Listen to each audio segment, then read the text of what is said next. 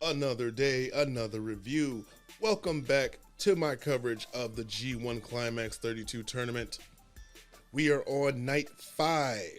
Once again, we have 4 tournament matches to go over, so let's get that started. Starting out with the D block, we have El Phantasmo defeating Yujiro Takahashi. So we have the Bullet Club versus Bullet Club House of Torture.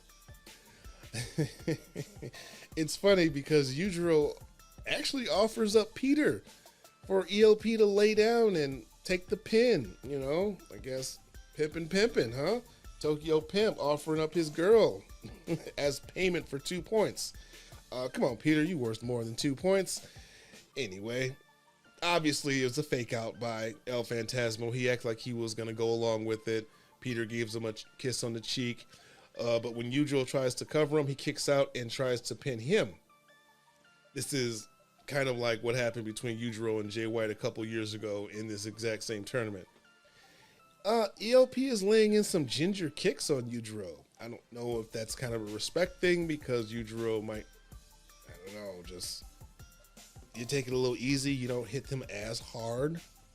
It's a slower paced match than we're used to with ELP. Again, maybe that's just because he's working with Yujiro.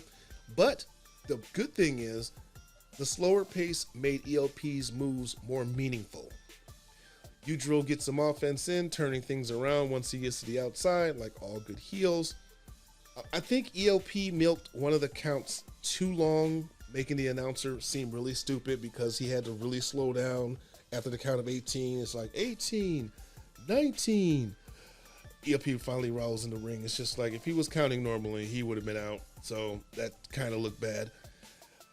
ELP keeps looking around because he knows House of Torture members cannot be far behind.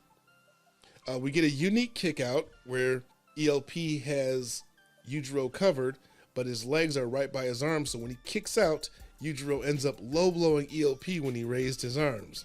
I'm going to have to steal that. You know, I really like this match a lot better than Yujiro versus Finlay. I don't know if that's a testament to ELP or David Finlay just didn't work like he normally does. I can't explain it. ELP's sudden death super kick has a little too much leg slap.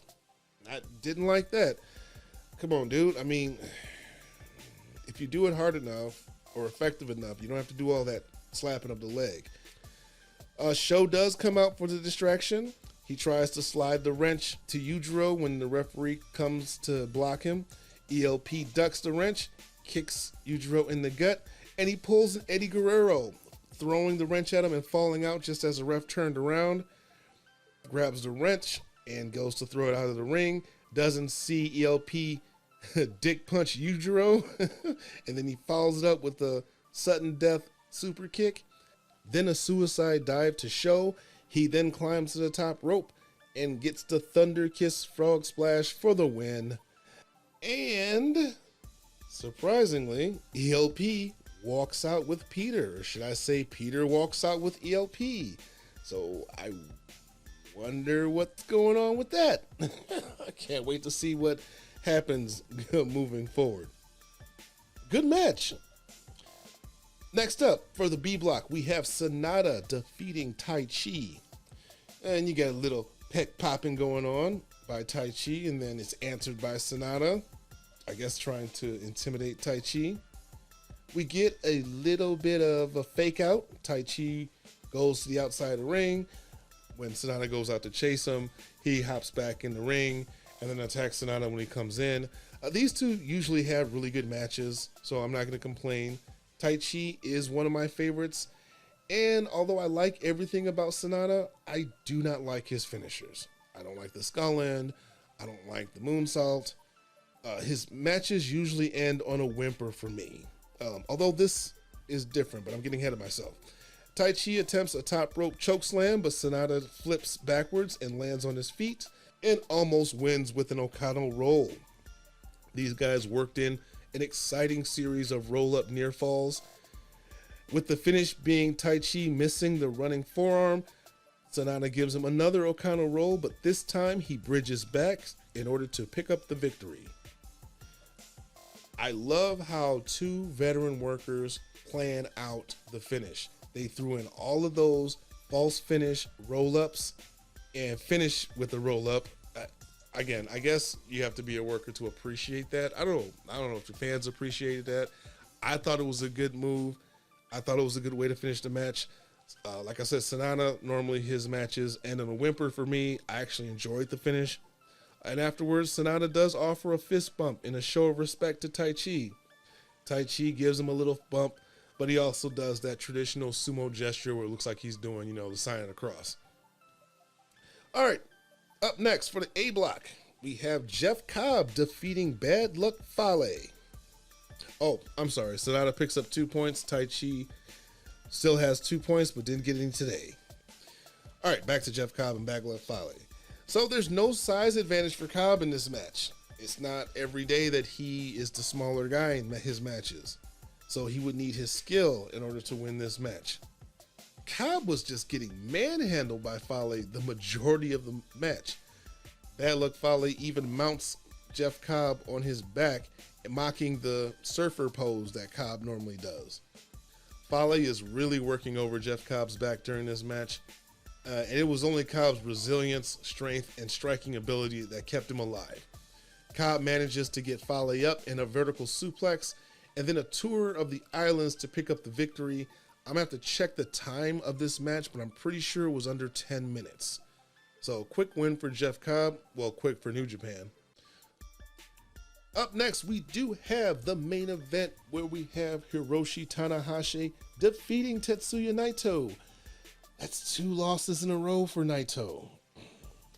Naito comes out first, but he's still the last to undress, even after Tanahashi's long entrance. And he takes his sweet time to stretch a bit also. Historically speaking, I've never really enjoyed matches between these two. Tanahashi works better as a babyface against a more clear defined heel. Naito plays more of a tweener, but that's not enough. Usually, this match was a little different. Naito began softening up Tanahashi's necks for the Destino or Destinos, because it normally takes more than one to finish a guy. Naito was very confident in this match, looking like he has the victory in the bag. Tanahashi fires up on Naito. Again, you don't really get Tanahashi fire like this unless he's going up against a clearly defined heel. He starts going after the tender knees of Naito, even giving the knee a stomp off of the second rope. Naito is using a lot of his submission holds to wear down Tanahashi, staying on his neck. Combined with some of the vicious elbow strikes, it's really taking a toll on Tanahashi. I said earlier that these normally aren't my favorite matchups, but this one was very interesting to watch, and it did get my attention the entire time. When we hit the 20-minute mark, Tanahashi gets on the top rope, delivers a crossbody, quickly climbs up for a high fly flow, but Naito moves out the way. Both men are on the mat, sucking wind. Naito caught him with the Valencia, then picks him up for a Destino, but Tanahashi quickly rolls him up in an inside cradle, or small package for those paying attention, for the 3 count.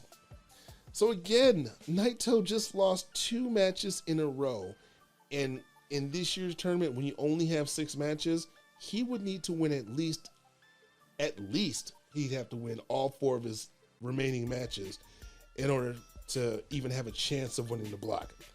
And he has Zack Sabre Jr. next. The man who took him out of last year's tournament. Kayfabe. So we have Tanahashi with 2 points.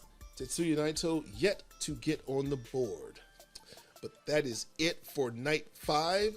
So we are 5 days in. Let me quickly run through some of the block leaders right now. So in the A block, you have Okada leading with 4 points. Bad Luck Fale, Toru Yano, and Jeff Cobb follows up with 2.